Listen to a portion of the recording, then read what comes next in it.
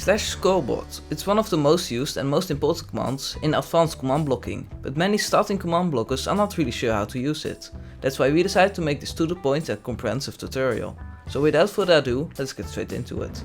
In minigames, custom maps and many other things, you want to give numbers to players. For example, to keep track of how many times they won or how many kills they have. That's where the /Scoreboard command is used for. It can keep track of which player has which score or number.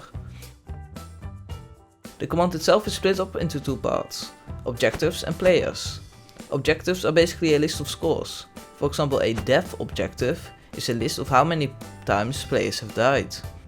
Every player has one score per list, but they can have many scores spread over many objectives. Objectives are also split up into two parts, automatic objectives and dummy objectives. When creating an objective, you can specify which type you want. Automatic objectives get automatically updated by the game. Examples are health, death count, total kill count and more. These will automatically increase or decrease to match what they are meant for. For example, the score on an objective with the health type will always equal the health of the player. The score on an objective with the kill count type will increase by 1 whenever the player gets a kill, and so on. Dummy objectives are the opposite. There's only one type, dummy, and it will not be automatically modified by the game. It will only change using commands. This is really useful for keeping track of, for example, win count or anything special that isn't directly linked to normal Minecraft. For this example, we'll create one of those dummy objectives. To do this, we'll type /Scoreboard and then use the tab key to let it show the possible next arguments. Apparently, we can choose between players and objectives. Since we want to add an objective, we'll type objectives to go into that path. Next, the command wants to know if we want to add, remove or set display an objective. We would like to add an objective, so we will go ahead and type that in. Next, it doesn't autocomplete our options in, because now we have to give a name to the objective. We'll call it cheese since it's easy to remember. You can use any name you want. The final part is to specify the type of objective. If you press tab, your game will lag for a bit because of the pure quantity of automatic stat objectives that exist. We can ignore those, we just want to make a dummy objective. There will be a list in the description of the most used automatic objectives. Now press enter and we have successfully created an objective. To show the scores of a player, you can use the set display option. There are three main displays available: list, which will let it show up in the tab list, below name, which will let it show up below the name, and sidebar, which shows it at the side of the screen. Let's use that one.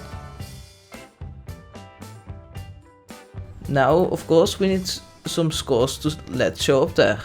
We can do this by going into the player branch of this command I mentioned earlier. If you type in chat /Scoreboard players, it gives a lot of options, 4 of them being the most important. You can have set, which will set the score to the exact number. You can have add or remove, which adds or removes a specified amount from the current score. And reset, which will clear the score. We'll use add. Now we have to specify the player that we want to affect. We can type the exact name or we can use selectors.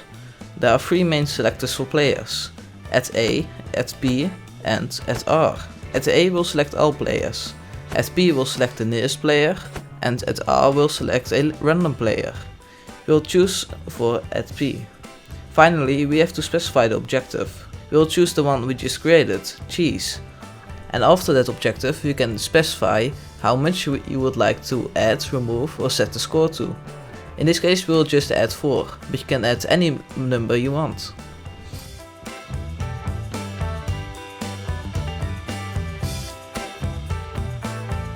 That's the real basics of the /Scoreboard command. With this information, you can make quite handy things. But there's one thing left I would like to explain, which will make this command even more useful.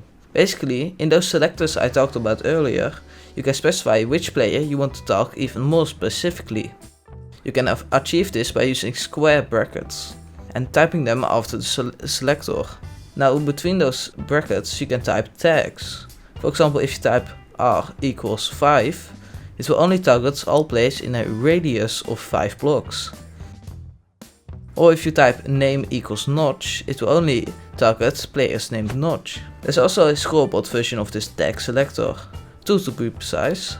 Score underscore objective underscore min equals and score underscore objective equals. What the first one will do is select all players with a minimum score of whatever number you type behind the equals. So score cheese min equals 5 will only target me when I have at least a score of 5 in the cheese objective. The second one is a maximum.